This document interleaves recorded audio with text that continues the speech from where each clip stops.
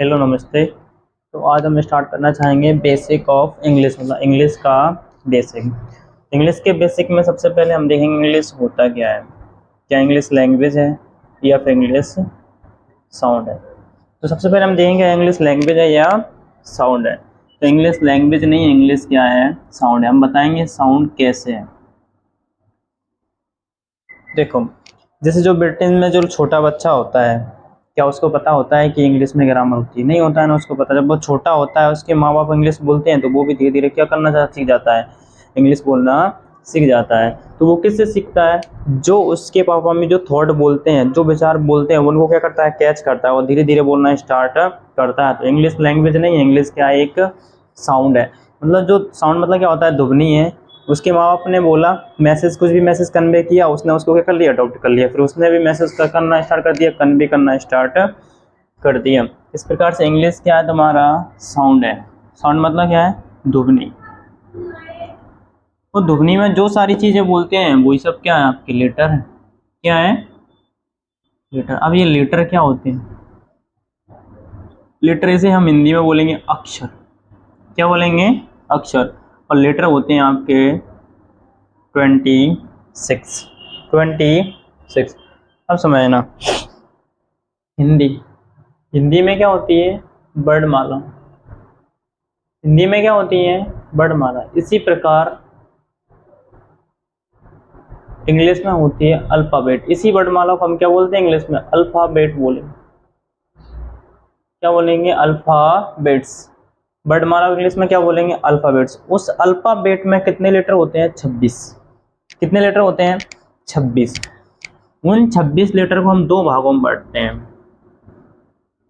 उसमें से 21 लेटर होते हैं और 5 लेटर होते हैं। तो 21 लेटर क्या हो जाएंगे, कॉन्सोनेंट। 21 लेटर क्या हो जाएंगे, कॉन्सोनेंट्स। और 5 लेटर क्या हो जाएंगे, वॉवल्स।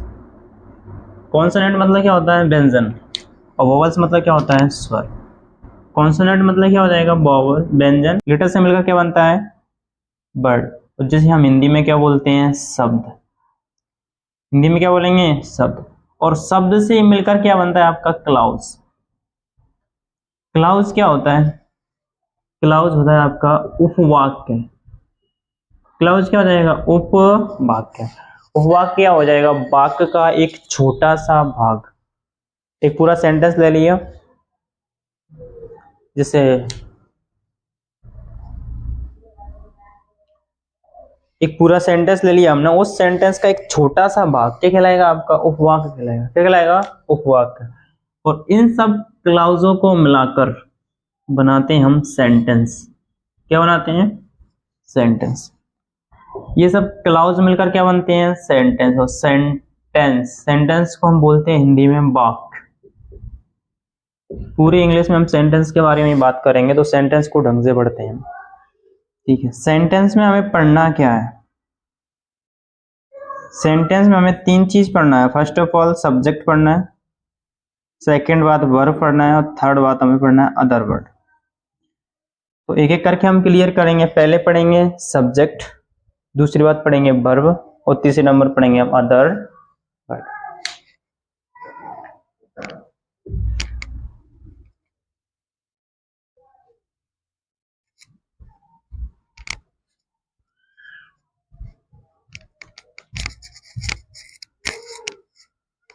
पहले हम पढ़ते हैं सब्जेक्ट।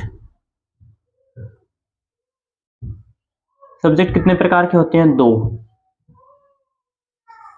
पहला सब्जेक्ट हो जाएगा डूअर, दूसरा सब्जेक्ट होता है आपका नॉन डूअर। समझना, डूअर क्या होता है और नॉन डूअर क्या होता है। डूअर, डूअर मतलब होता है जो काम को क्या करता हो, स्वयं करता हो। जो काम को क्या करता हो, स्वयं, मतलब अपना काम स्वयं करे। जो काम स्वयं करता है वो कहलाता है तुम्हारा डूअर। और जो काम को रिसीव करता है, जो काम को क्या करता है, रिसीव करता है, जो काम को रिसीव करता है वो कहलाता है नॉन डूअर। डूअर, जैसे मान के चलो हम हैं, हम अपना काम स्वयं करते हैं तो हम क्या कहलाएंगे, डूअर। जैसे ये मार्कल है, इस मार्कल को अपना काम करने के लिए हमारी मदद लेनी पड़ती है, तो ये क्या कहलाएगा, नॉन डूअर। ये काम को सिर्फ रिसीव कर रहा है। जैसे मान लो मैंने लिखने के लिए, इसने लिखा है लेकिन इसने मदद किसके लिए, मेरी। क्या ये रखा रहता है, अकेला लिख देता है यहाँ पे, नहीं लिखता ना, क्योंकि इसको मार्कल को लिखने के लिए मेरी मदद लेने की आवश्यकता है। तो ये काम को रिसीव करता है, इसलिए वो क्या कहलाएगा तुम्हारा, नॉन डूअर कहलाएगा। डूअर और नॉन डूअर, डूअर को हम क्या बोलेंगे, लिविंग। डूअर को हम क्या बोलेंगे, लिविंग। लिविंग मतलब होता है सजीव, जिसके अंदर क्या होता है, जीव होता है। क्या होता है, जीव।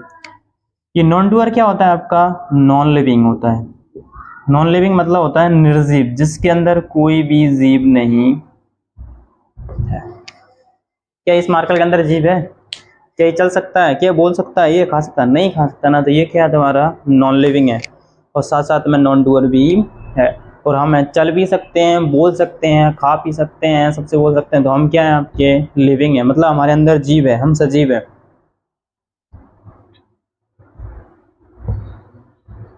अब देखो लिविंग है, डूअर है, तो इसमें हम वर्ब की first form, second form, third form, fourth form और फिफ्थ फॉर्म का यूज कर सकते हैं। और नॉन डूअर और नॉन लिविंग में सेंटेंस स्टार्ट होता है हमेशा उसमें वर्ब की थर्ड फॉर्म का यूज करते हैं। ये हमेशा ध्यान रखना, जब हमारा कोई सेंटेंस नॉन डूअर से स्टार्ट हो, नॉन लिविंग से स्टार्ट हो, तो उसमें हमेशा वर्ब की थर्ड फॉर्म का यूज होता है। ये वर्ब की पांचों फॉर्म का यूज करते हैं हम किसमें, एक्टिव वॉइस। किसमें, एक्टिव वॉइस में। तो एक्टिव वॉइस का निर्माण कौन से सब्जेक्ट से होता है, डूअर सब्जेक्ट से होता है। वर्ब की थर्ड फॉर्म का हमेशा हम यूज करते हैं पैसिव वॉइस में। यह अलग एक चैप्टर है जब हम वॉइस पढ़ेंगे। वॉइस दो प्रकार के होते हैं, एक्टिव वॉइस और पैसिव वॉइस। तो जो वॉइस का निर्माण हुआ है वो कहाँ से हुआ है, सब्जेक्ट से हुआ है। अगर सब्जेक्ट तुम्हारा डूअर है तो एक्टिव वॉइस है, अगर सब्जेक्ट आपका नॉन डूअर है तो पैसिव वॉइस है। इतना क्लियर हुआ। साथ साथ में स्क्रीनशॉट लेते चलना।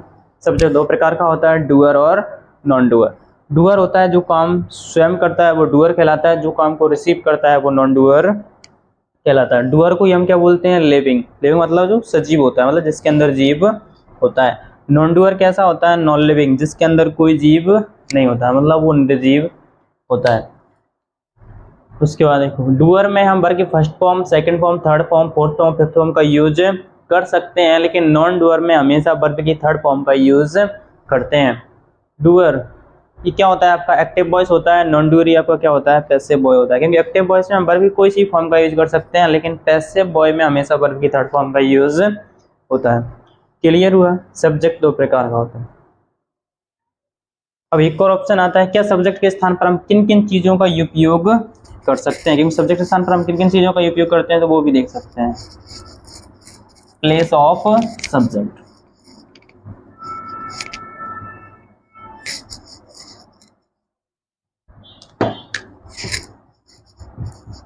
प्लेस ऑफ सब्जेक्ट मतलब सब्जेक्ट का स्थान क्या क्या ले सकते हैं। देखो सब्जेक्ट पहली बात तो नाउन ले सकता है,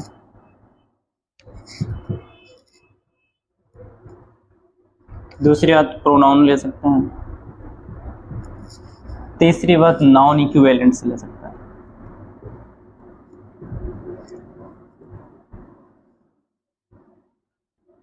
नाउन इक्विवेलेंट्स।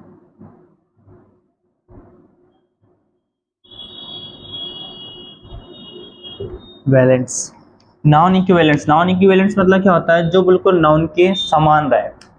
नाउन इक्विवेलेंट्स मतलब जो नाउन के बिल्कुल कैसे रहे, समान रहे। अब देखो नाउन क्या होता है और प्रोनाउन क्या होता है। नाउन मतलब होता है संज्ञा और प्रोनाउन मतलब क्या होता है, सर्वनाम। दुनिया में जितने सारे नाम हैं सब क्या है, नाउन है। और प्रोनाउन क्या होता है, जो नाउन के स्थान पर आए वही क्या कहलाते हैं, तुम्हारे प्रोनाउन कहलाते हैं। तो सबसे पहले हम नाउन पढ़ें अच्छे से। नाउन एक अलग चैप्टर भी है, तो नाउन वहाँ पे हम पूरी तरह से क्लियर करवाएंगे। अभी ओवरव्यू देखते चलो। नाउन आपके 5 प्रकार के होते हैं, proper noun, common noun, collective noun, material noun और विशिष्ट नाउन। नाउन का जब हम चैप्टर पढ़ेंगे तो उसमें नाउन बेसिक से पूरा एक एक क्लियर करेंगे, बातों में एक डाउट भी नहीं रहेगा, तो नाउन हम उसमें पढ़ेंगे। प्रोनाउन एक अलग चैप्टर है, प्रोनाउन भी हम पूरे एक चैप्टर में पढ़ेंगे, उसमें एक पूरा कवर करेंगे। उसके बाद नाउन इक्विवेलेंट्स क्या होता है। देखो नाउन इक्विवेलेंट्स मतलब होता है जो बिल्कुल नाउन के समान हो। ये दो प्रकार के होते हैं। पहला नंबर का होता है आपका जेरेंट्स, और एक होता है आपका इन्फिनिट। जेरेंट्स क्या होता है? जेरेंट्स मतलब होता है तुम्हारा जो हमेशा वर्ब की फर्स्ट फॉर्म, जो वर्ब की फोर्थ फॉर्म से स्टार्ट हो। कौन सी फोर्थ फॉर्म से स्टार्ट हो? वर्ब की फोर्थ फॉर्म से। और इन्फिनिट क्या होते हैं? जो हमेशा टू प्लस वर्ब की फर्स्ट फॉर्म के, टू प्लस वर्ब की फर्स्ट फॉर्म आती है। मतलब वैसा सेंटेंस जो हमेशा टू से स्टार्ट हो, वो कौन सा होता है? आपका इन्फिनेटिव होता है। क्या होता है? इन्फिनाइट होता है। क्या होता है? इन्फिनाइट्स।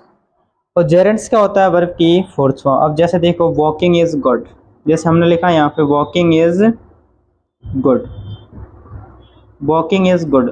वॉकिंग देखो,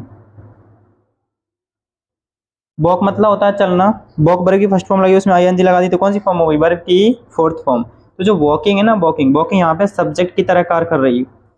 किसकी तरह कार्य कर रही है? सब्जेक्ट की तरह। तो हम कह सकते हैं कि जेरेंट्स मतलब वर्ब की फोर्थ फॉर्म भी सब्जेक्ट की तरह काम कर सकती है। टू प्लस वर्ब की फर्स्ट फॉर्म, जैसे हमने लिखा टू वॉक, टू के बाद हमेशा वर्ब की फर्स्ट फॉर्म आती है। टू वॉक इज गुड, चलना अच्छा है। चलना कैसा है? अच्छा। To walk is good. अब जो टू वॉक लिखा है, ये टू वॉक किसकी जगह यूज कर रहा है? आपका सब्जेक्ट की तरह यूज हो रहा है। ये नाउन भी सब्जेक्ट की तरह यूज होता है। नाउन क्या होता है? जैसे हमने देखा Ram is a good boy, is a good boy. अब राम कैसा बॉय है? राम कैसा लड़का है? अच्छा लड़का है। तो जो राम है ना, राम, ये क्या है? तुम्हारा नाउन है। क्या है? नाउन। और ये भी कौन सा नाउन है? प्रॉपर नाउन है। अगर आपको यहाँ पे थोड़ा सा समझ में नहीं आ रहा है तो हम एक चैप्टर स्टार्ट करेंगे नाउन, उसमें बिल्कुल क्लियर अच्छे से समझाएंगे। अभी थोड़ा ओवरव्यू देखते चलो, क्योंकि अभी बेसिक है, हम पूरा पढ़ाएंगे तो बेसिक पढ़ाते पढ़ाते तुम्हारा 5-6 दिन हो जाएंगे। तो नाउन क्या है आपका? नाउन क्या होता है? दुनिया में जो सारे नाम है सब क्या कहलाएंगे? नाउन। जैसे राम है, राम क्या है तुम्हारा? नाउन है। अब प्रोनाउन क्या होता है? जो नाउन के स्थान पे आए। जैसे मान के चलो हम लिख सकते हैं राम की जगह आई, क्या लिख सकते हैं? आई। लेकिन आई के साथ इसे नहीं लगेगा, फिर क्या लगेगा? एम। तो जो आई लिखा है ना, ये किसके स्थान पे आया है? राम के स्थान पे आया है। I am a good boy, मैं अच्छा लड़का हूँ। तो जो आई है ना, आई, ये आई क्या कहलाएगा? तुम्हारा प्रोनाउन कहलाएगा। तो समझना, सब्जेक्ट के स्थान पर कितनी चीज़ आ जा सकती हैं? 3। नाउन भी आ सकता है, प्रोनाउन भी आ सकता है, नाउन इक्विवेलेंट्स भी आ सकता है। नाउन इक्विवेलेंट्स मतलब नाउन के समान। सब्जेक्ट में हमें इतना ही पढ़ना है, साथ साथ में उतारते चलना, बहुत आराम से पढ़ाना।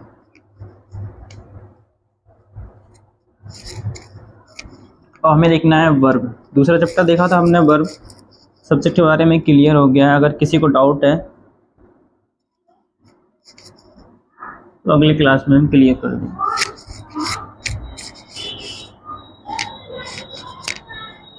अब हम स्टार्ट करेंगे वर्ब। वर्ब मतलब क्या होता है? क्रिया। वर्ब मानी क्या होता है? क्रिया।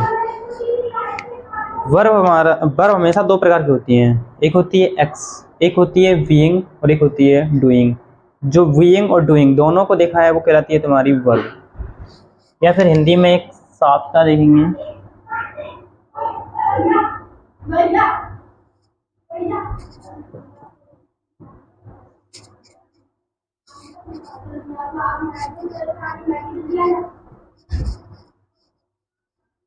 यंत्र में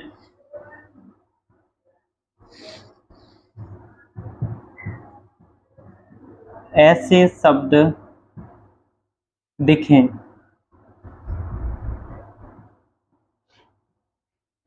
जिनमें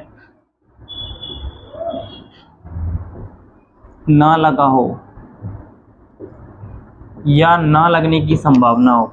ना लगा हो या फिर ना लगने की संभावना हो।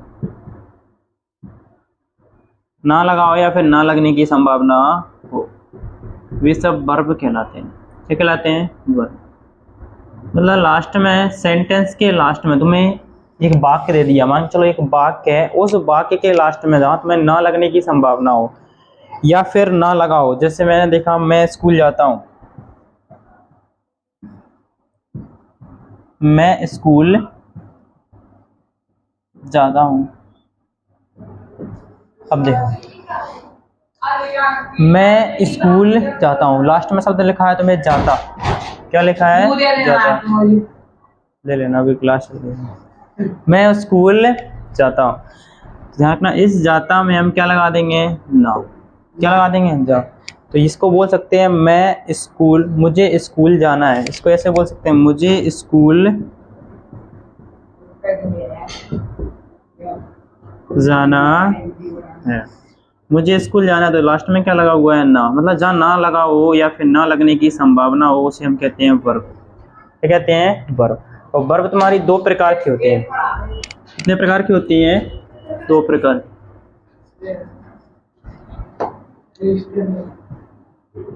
वर्ब आपकी दो प्रकार की होती है, पहला होता है डूइंग,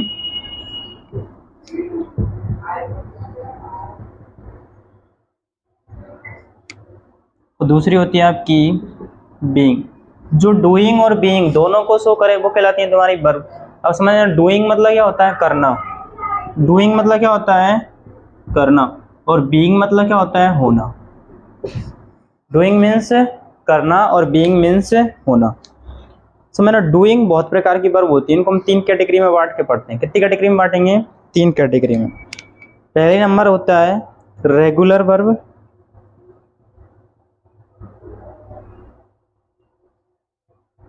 या फिर इनरेगुलर वर्ब, रेगुलर वर्ब या फिर इरेगुलर वर्ब, ये एक कैटेगरी हो गई, रेगुलर वर्ब और इरेगुलर वर्ब। इनके बारे में पढ़ेंगे, रेगुलर और इरेगुलर वर्ब क्या होती हैं।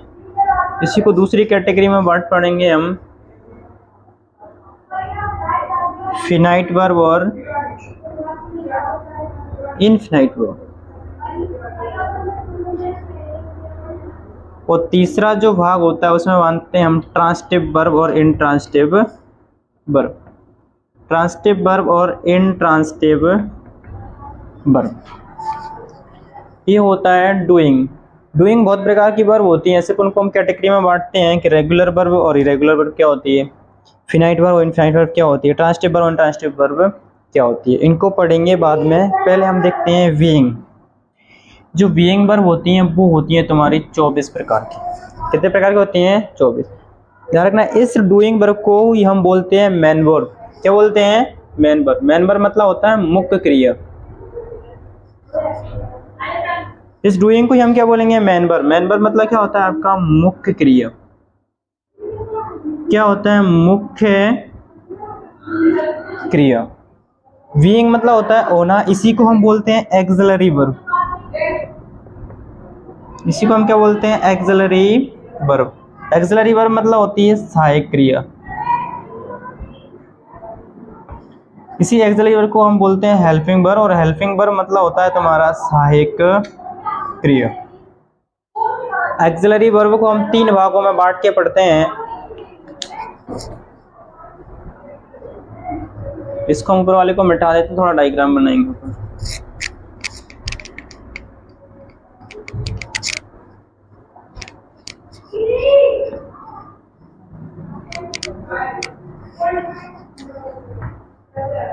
वर्ब हमने बताया दो प्रकार की होती हैं, डूइंग वर्ब और बीइंग। पहले डूइंग, सी बीइंग। डूइंग मतलब क्या होता है, करना, और बीइंग मतलब होता है होना। जो होने का बोध कराए वो होती है बीइंग, जो करना का बोध कराए वो होती है डूइंग। इसी डूइंग को हम बोलते हैं मेन वर्ब। क्या बोलते हैं, मेन वर्ब। और इस मेन वर्ब को हम तीन कैटेगरी में बांट के पढ़ते हैं, वो भी हम बता के आ चुके हैं। पहला रेगुलर वर्ब, रेगुलर वर्ब की एक कैटेगरी होती है इरेगुलर वर्ब, फिर finite verb, infinite verb, transitive verb, intransitive verb. Main part में पढ़ेंगे बीइंग वर्ब। अगर हम बीइंग को याद कर लें तो हम पहचान लेंगे कि मेन वर्ब कौन कौन सी होती हैं। तो बीइंग को हम तीन भागों में बांटते हैं। पहले नंबर की वर्ब होती है आपकी प्रिंसिपल वर्ब, प्रिंसिपल वर्ब। फिर होती हैं आपके मॉडल्स, और इधर होते हैं आपके सेमी मॉडल्स। मैंने ये पढ़ा दिया अभी बीइंग। बीइंग मतलब होता है, इस बीइंग को हम एक्सिलरी वर्ब बोलते हैं। क्या बोलते हैं, एक्सिलरी वर्ब, या फिर इसी को बोलते हैं हेल्पिंग वर्ब, या फिर इसी को क्या बोलेंगे, हेल्पिंग वर्ब मतलब सहायक क्रिया। क्या बोलेंगे, सहायक क्रिया। ये होती हैं आपकी 24 मतलब 24। कितनी होती हैं, 24। इनको दो भागों में बांटा जाता है। पहला होती है तीन भागों में बांटा जाता है प्रिंसिपल वर्ब, ये होती हैं 10। फिर होता है आपका मॉडल्स, ये होती हैं आपकी 11। और फिर होती हैं आपकी सेमी मॉडल, ये होती हैं आपकी 3। इन सबका हम क्लियर नाम लिखेंगे। प्रिंसिपल वर्ब क्या होती है, मॉडल्स क्या होती है, सेमी मॉडल्स क्या होती है। अगर हम इन 24 वर्ब को याद कर लें तो हम मेन वर्ब को और आसानी से पहचान सकते हैं। तो प्रिंसिपल वर्ब कौन कौन सी होती है, देखो, is,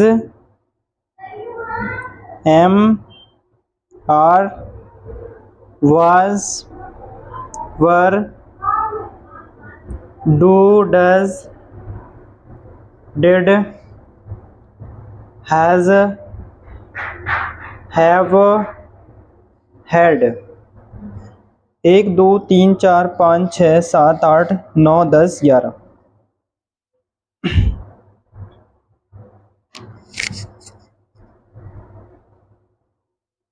sorry, principal verb 11, models 10 और सेमी मॉडल 3। 1 2 3 4 5 6 7 8 9 10 11। प्रिंसिपल वर्ब कितनी हो गई, 11।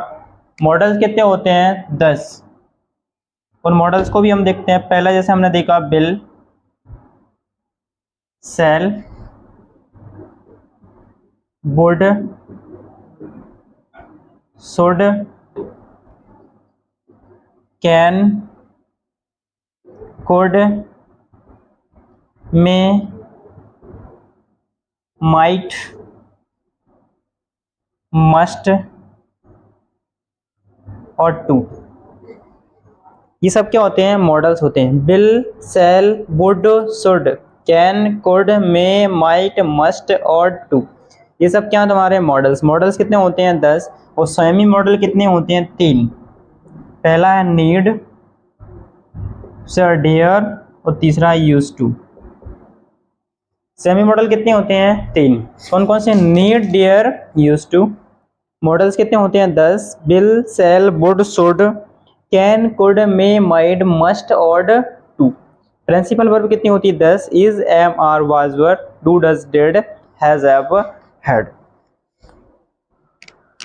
ये समझ में आया। वर्ब दो प्रकार की होती है, डूइंग, इनको हम बोलते हैं मेन वर्ब। मेन वर्ब बहुत प्रकार की होती है, इनको हम 3 कैटेगरी में बांट के पढ़ते हैं। पहला है तुम्हारा regular verb, irregular verb, transitive verb, intransitive verb, transitive and transitive verb, finite verb और इनफिनाइट वर्ब। इनको 3 कैटेगरी में बांट के पढ़ते हैं मेन वर्ब को। मेन वर्ब मतलब मुख्य क्रिया होता है, ये बताया था। बीइंग, बीइंग मतलब होता है होना, जो होने को दर्शाए वो होती है बीइंग। जैसे आई एम अ टीचर, मैं एक टीचर हूँ, तो टीचर एक होने को दर्शा रहा है, तो जिसमें जो एम आ रहा है ना, वो एम क्या है तुम्हारा, बीइंग है। और ये देखो बीइंग में भी कौन सा है, प्रिंसिपल वर्ब है। कौन सी वर्ब है, प्रिंसिपल वर्ब है। तो जो बीइंग को हम क्या बोलते हैं, एक्सिलरी वर्ब, और एक्सिलरी वर्ब को हम क्या बोलते हैं, हेल्पिंग वर्ब। हेल्पिंग वर्ब मतलब क्या होता है, सहायक क्रिया। सहायक क्रिया क्या होती है, जो हेल्पिंग वर्ब की, जो मेन वर्ब की क्या करे, मदद करे। तो हम कह सकते हैं, यहाँ से एक चीज भी कह सकते हैं कि मेन वर्ब होती है वो हमेशा हेल्पिंग वर्ब की मदद करती है। मतलब हेल्पिंग वर्ब और मेन वर्ब दोनों साथ में आ सकती हैं। हेल्पिंग वर्ब और मेन वर्ब दोनों साथ में आ सकती हैं।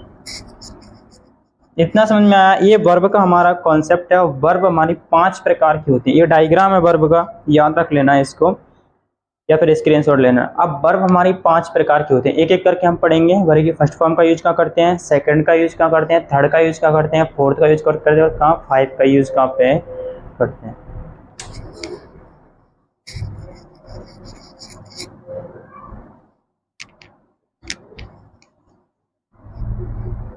हाँ, पहले मेन वर्ब के बारे में जान लेते हैं। मेन वर्ब में जो बताया था उनके बारे में।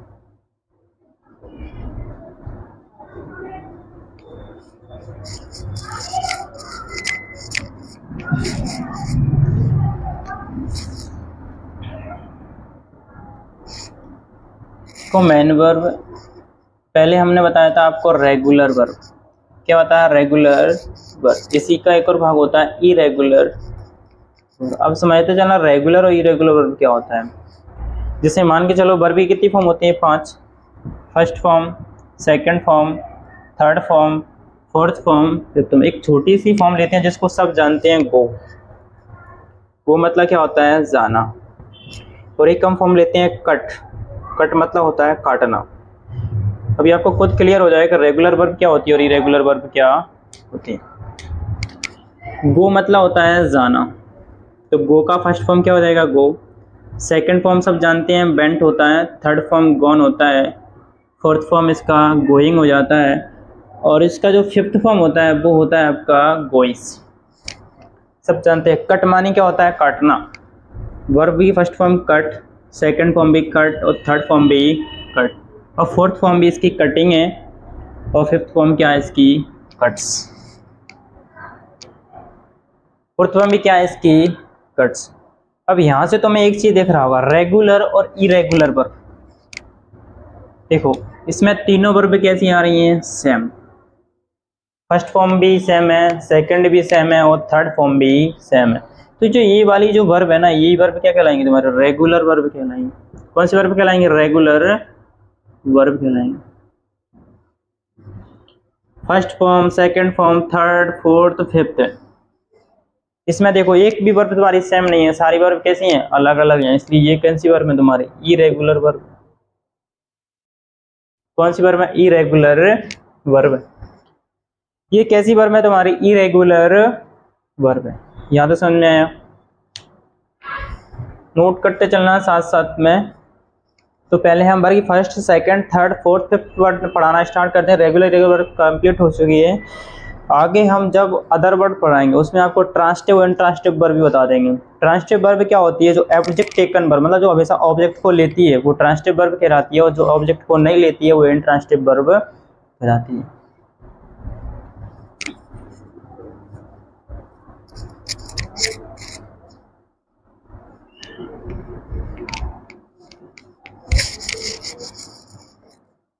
तो पहले हम पढ़ते हैं वर्ब की फर्स्ट फॉर्म। देखो वर्ब की फर्स्ट फॉर्म तो क्या it is the first form of the verb, it is the first form, so it is the first form of the verb. ये वर्ब का कौन सा फॉर्म है पहला फॉर्म है। It is the first form of the verb, ये verb का कौन सा फॉर्म है पहला फॉर्म है। वर्ब की फर्स्ट फॉर्म क्या होती है it is the first form of the verb, ये वर्ब का पहला फॉर्म है। It is the present form of the verb, it is the present form of the verb. अब इसका मतलब क्या it is the present form of the verb, मतलब ये जो वर्ब है ना वर्ब की फर्स्ट फॉर्म हमेशा कौन से टेंस में यूज होती है प्रेजेंट टेंस में यूज होती है। इस वर्ब की फर्स्ट फॉर्म को हम किस में यूज करते हैं हमेशा प्रेजेंट फॉर्म में यूज करते हैं।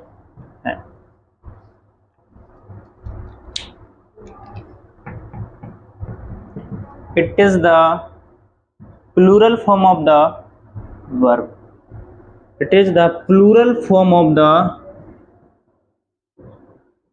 वर्ब। इसका मतलब क्या होता है ये वर्ब की सिंगुलर फॉर्म नहीं है, ये वर्ब की कौन सी फॉर्म है प्लूरल फॉर्म है। तो प्लूरल फॉर्म क्या होती है प्लूरल फॉर्म मतलब होता है बहुवचन। देखो दो प्रकार की होती है वर्ब, एक होती है सिंगुलर एक होती है प्लूरल। सिंगुलर मतलब होता है एक वचन, प्लूरल मतलब क्या होता है बहुवचन। अब समझना अगर सब्जेक्ट सिंगुलर तो वर्ब भी कैसा लेगा सिंगुलर, और सब्जेक्ट प्लूरल तो वर्ब भी कैसा लेगा प्लूरल। जैसे हम बताते हैं राम गोज टू स्कूल। अभी हम छोटे छोटे से सेंटेंस ले सके क्योंकि जो आपकी हैबिट में है उससे कि आपको समझ में से आएगा। देखो राम, बताओ राम एक है कि बहुत सारे हैं राम एक ही है, तो कैसा है सिंगुलर है, कैसा है सिंगुलर है। और जब राम सिंगुलर है तो वर्ब भी कैसा लेगा सिंगुलर। क्या यहाँ पे गो लेगा क्या, वर्ब की फर्स्ट फॉर्म क्या होती है गो, सेकंड फॉर्म क्या होती है वेंट, और थर्ड फॉर्म क्या होती है गॉन, फोर्थ फॉर्म क्या हो जाएगी गोइंग, और फिफ्थ फॉर्म क्या होती है आपकी गोइस। तो वहाँ से आपको कुछ कुछ समझ में आ रहा होगा कि यहाँ पे गोइस फॉर्म लगी है, इसका मतलब ये गोइस फॉर्म है वर्ब की सिंगुलर फॉर्म है। तो जो गोइस फॉर्म है हमेशा वर्ब की कौन सी फॉर्म है सिंगुलर फॉर्म है। सब्जेक्ट सिंगुलर तो वर्ब भी कैसा लेगा सिंगुलर, और सब्जेक्ट अगर प्लूरल तो वर्ब भी कैसा लेगा प्लूरल।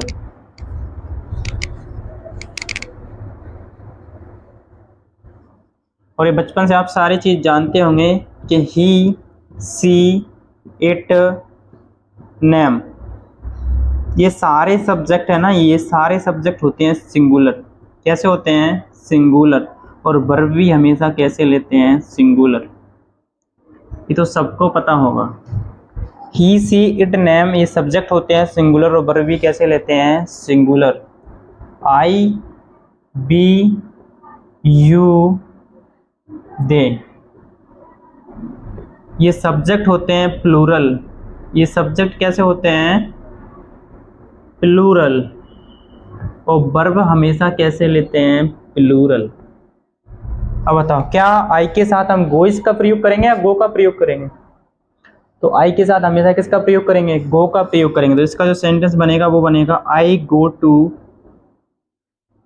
स्कूल।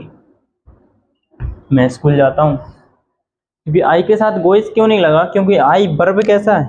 आई सब्जेक्ट कैसा है? प्लूरल है। तो सब्जेक्ट कैसा लेगा? सब्जेक्ट प्लूरल, तो वर्ब कैसा लेगा? प्लूरल। आई सब्जेक्ट है, कैसा है? प्लूरल है। तो वर्ब भी कैसा लेगा? प्लूरल ही लेगा। तो आई के साथ में क्या लगा है? गो। तो जैसे देखो यहाँ पर राम गोइज टू स्कूल। अब राम के साथ गोइज क्यों लगा हुआ है? गो लगना था ना, क्योंकि राम है ना, सिंगुलर है। तो सिंगुलर वर्ब कौन सी है? गोइज। तो सिंगुलर सब्जेक्ट के साथ वर्ब कौन सी लगेगी? सिंगुलर। प्लूरल सब्जेक्ट के साथ में वर्ब कौन सी लगेगी? प्लूरल। ये क्लियर हुआ? तो जो वर्ब की फर्स्ट फॉर्म है वो हमेशा कौन सी फॉर्म है? ये आपकी प्लूरल फॉर्म।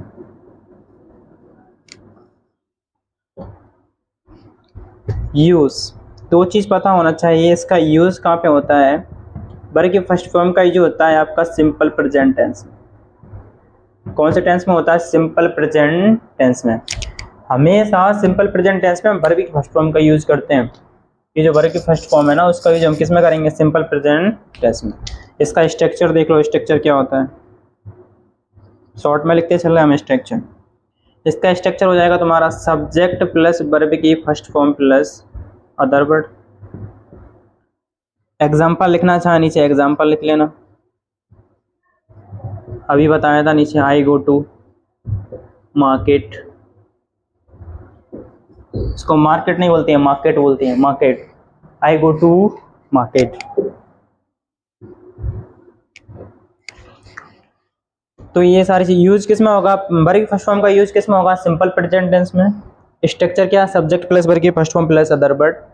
एग्जाम्पल क्या है इसका? आई गो टू मार्केट। समझ में आया गो क्यों लगाया, गोइस क्यों नहीं लगाया? क्योंकि सब्जेक्ट कैसा है? प्लूरल। तो वर्ब भी कैसा लेगा? प्लूरल। और वर्ब की फर्स्ट फॉर्म अभी पढ़ के आए हम ऊपर, it is the first form of the verb. ये वर्ब का पहला फॉर्म है। It is the present form of the verb. ये हमेशा वर्ब प्रेजेंट टेंस में यूज होती है। It is the plural form of the verb. ये वर्ब का प्लूरल फॉर्म है, मतलब सिंगुलर फॉर्म नहीं है। ये कैसा फॉर्म है आपका? प्लूरल फॉर्म है। यूज किसका होगा? यूज किस में होगा? इसका सिंपल प्रेजेंट टेंस में होगा। स्ट्रक्चर क्या है इसका? सब्जेक्ट प्लस वर्ब की first form plus other word है। एग्जांपल हमने लिखवा ही दिया, आई गो टू टेम्पल, मतलब मैं मंदिर जाता। इतना समझ में आया? साथ साथ में स्क्रीनशॉट लेते रहना या फिर लिखते जाना।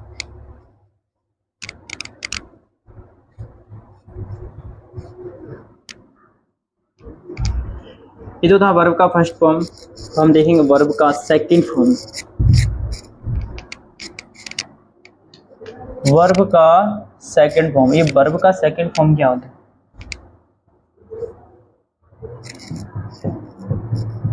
It is the second form of the verb. It is the second form of the verb. ये वर्ब का कौन सा फॉर्म है? Second form. It is the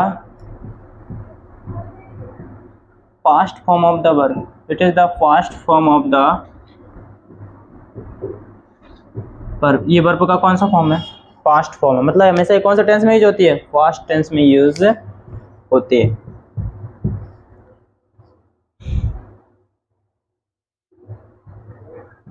it means both, सीधा लिख देते हैं हम, इट मीन्स बोथ। ये दोनों जगह यूज होती है। ये माने दोनों है, ये माने कैसे हैं? दोनों है। दोनों मतलब सिंगुलर वर्ब भी है और प्लूरल भी है। ये डिपेंड करेगा किस पे? सब्जेक्ट सिंगुलर तो वर्ब भी कैसा लेगा? सिंगुलर। सब्जेक्ट प्लूरल तो वर्ब भी कैसा लेगा? प्लूरल लेगा। यूज देखेंगे इसका, जो वर्ब की सेकंड फॉर्म है इसका यूज होता है हमेशा सिंपल पास्ट टेंस में। किसमें होता है? सिंपल पास्ट टेंस में। इसका स्ट्रक्चर क्या है? सब्जेक्ट प्लस वर्ब की second form plus other word, इसका स्ट्रक्चर है। एग्जांपल लिखवा देते हैं हम आपको।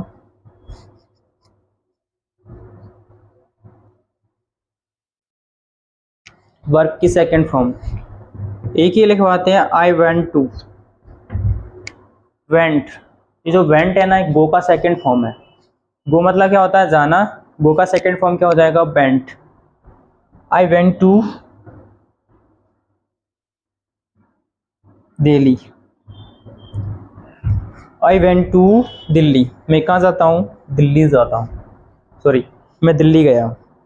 मैं दिल्ली गया, क्योंकि फास्ट टेंस का सेंस भी निकालना चाहिए। फास्ट मतलब क्या होता है? बीता हुआ समय। तो आई वेंट टू दिल्ली, मैं दिल्ली गया। तो ये समझ में आ रहा है। वर्ब की सेकंड फॉर्म पढ़ी, अब वर्ब की कौन सी फॉर्म पढ़ेंगे? Third form. साथ साथ में पहले कह रहे स्क्रीनशॉट लेते चलना।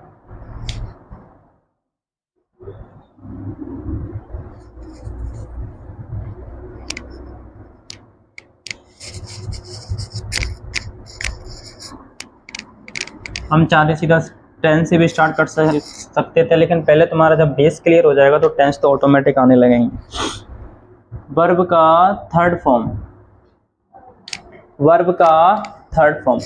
अब समझना, it is the third form of the verb. It is the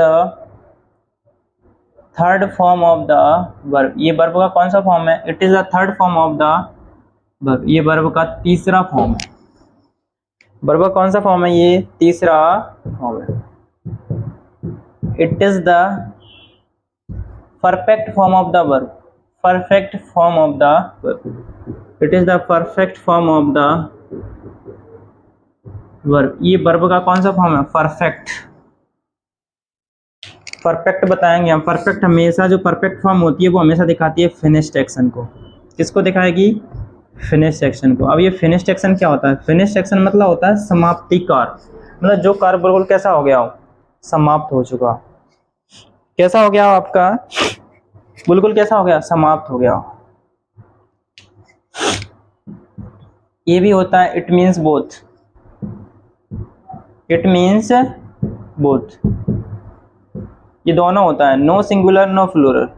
no singular and no plural. ना तो ये सिंगुलर वर्ब है और ना ही ये प्लूरल है। ये दोनों है। सिंगुलर भी हो सकता है और प्लूरल भी हो सकती है। ये निर्भर करता है कि सब्जेक्ट सिंगुलर है तो वर्ब भी कैसा लेगा? सिंगुलर। अगर सब्जेक्ट प्लूरल है तो वर्ब भी कैसा लेगा? प्लूरल। इसका पहले हम यूज देखेंगे, कौन से टेंस में यूज होता है इसका।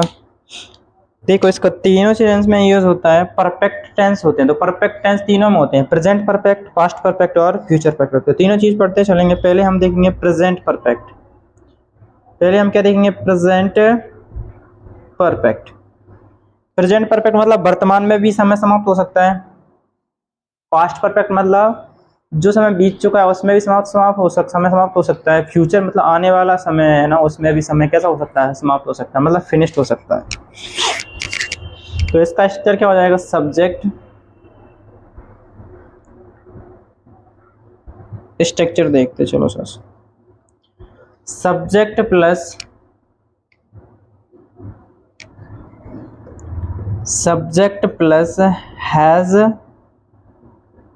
हैव प्लस वर्ब की third form plus other verb. अब देखो यहाँ दो चीज आ रही है तुम्हें, हैज और हैव। तो समझते चलना, अगर तुम्हारा सब्जेक्ट सिंगुलर तो लगेगा हैज। अगर आपका सब्जेक्ट प्लूरल तो लगेगा हैव। सब्जेक्ट सिंगुलर तो लगेगा हैज, सब्जेक्ट प्लूरल तो लगेगा हैव। एग्जाम्पल बता देते हैं, जैसे आई, अभी पीछे लिखवा चुके हैं। आई, बी, यू, दे, ये जो सारे सब्जेक्ट होते हैं वो प्लूरल होते हैं। तो आई के साथ हैज लगेगा, हैव लगेगा, क्योंकि प्लूरल के साथ में क्या लगता है? हैव। तो हम लिखेंगे I have done this work, I have done this work. क्या दिखा रहा है I have done this work? मैं ये कार्य समाप्त कर चुका हूँ। मैं ये कार्य क्या कर चुका हूँ? समाप्त कर चुका हूँ। I have done this work, मैं ये कार्य समाप्त कर चुका हूँ।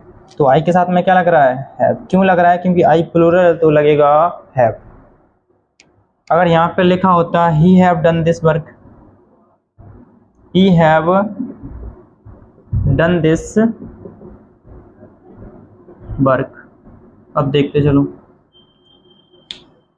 ही हैव, ही सिंगुलर है और यहाँ जो वर्ब है ना, ये वर्ब प्लूरल कैसे आ गया? इसलिए क्या हो जाएगा? ये तुम्हारा गलत हो जाएगा, क्योंकि ही तो सिंगुलर सब्जेक्ट होता है, तो वर्ब भी कैसा लगेगा? सिंगुलर। तो ही के साथ हैव ना लगकर क्या लगेगा? हैज।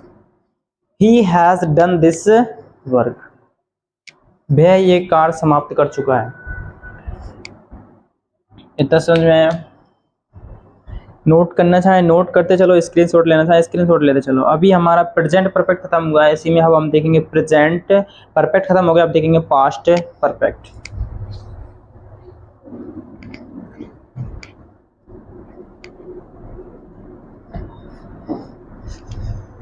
Fast perfect use. अब पास्ट परफेक्ट का स्ट्रक्चर क्या हो जाएगा? स्ट्रक्चर होता है आपका subject plus had plus verb की third form plus other verb. अब देखो यहाँ तो ऐड अकेला दे रखा है, तो सिंगुलर के साथ में भी क्या आएगा? हेड, और प्लूरल के साथ में भी क्या आएगा? हेड। अगर तुम्हारा सब्जेक्ट सिंगुलर है, सब्जेक्ट कैसा है? सिंगुलर, तो भी क्या लेगा? हेड। अगर तुम्हारा सब्जेक्ट प्लूरल है तो भी क्या लेगा? हेड। तो समझ में आ रहा है? एग्जाम्पल देख लो।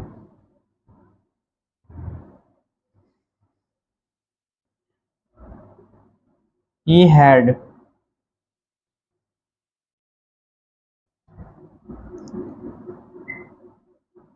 reached, रीच मतलब क्या होता है? पहुंचना। इसमें हमने क्या लगा दिया? ईड। He had reached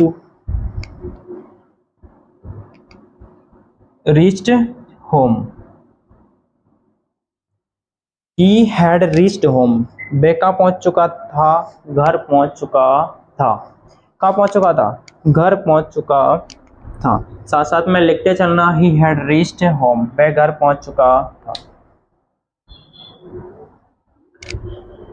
अभी तक हमारा पास्ट परफेक्ट खत्म हुआ, अब देखेंगे हम future perfect.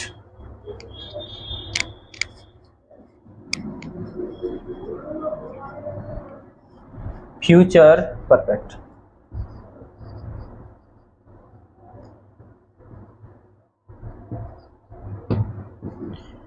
Future perfect, future perfect का स्ट्रक्चर क्या होगा? यूज होता है फ्यूचर परफेक्ट में भी इसका भी, और स्ट्रक्चर क्या हो जाएगा? स्ट्रक्चर होगा सब्जेक्ट प्लस विल या सेल, विल या shall plus have plus verb की third form plus other verb. देखो, वी के विल के साथ में भी हैव का प्रयोग होता है और सेल के साथ में भी किसका प्रयोग होता है? हैव का प्रयोग होता है। ध्यान रखना, लेकिन यहाँ पे एक चीज ध्यान रखने योग्य है कि सब्जेक्ट सिंगुलर तो वर्ब कैसा लेगा? सिंगुलर। और विल कैसा है आपका? सिंगुलर। तो सिंगुलर सब्जेक्ट के साथ में क्या लगेगा? विल लगेगा। Sorry I am really sorry. यहाँ का जो कॉन्सेप्ट है वो आपको पता होना चाहिए। सिर्फ और सिर्फ आई और बी के साथ में, आई और बी के साथ में हम प्रयोग करते हैं सेल का। आई और बी के साथ में हम किसका प्रयोग करते हैं? सेल का। बाद बाकी सारे सब्जेक्ट के साथ में हम प्रयोग करते हैं विल का। ऑल सब्जेक्ट, ऑल सब्जेक्ट मतलब जितने सारे सब्जेक्ट बचे हैं उन सबके साथ हम किसका प्रयोग करेंगे? विल का। सिर्फ दो सब्जेक्ट को छोड़कर, आई और बी को छोड़कर, आई के साथ में भी सेल का प्रयोग करते हैं और बी के साथ में भी किसका प्रयोग करते हैं? सेल का प्रयोग करते हैं। तो ये समझ में आया? अभी हम थोड़ा जल्दी करते हुए चलते हैं, क्योंकि हम टेंस